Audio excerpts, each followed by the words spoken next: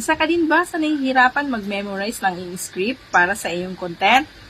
Halika, turuan ko kayo kung paano ito mapadali gamit ang teleprompter ng CapCut. Tara! Ayan po, punta tayo sa ating mga CapCut at itong camera, pindutin natin. And then, dito tayo sa teleprompter. Yan. Diyan tayo. Ayan. Yan natin itatype yung mga script na ating mga naisip. Yung mga sasabihin natin at hindi na natin kailangang i-memorize.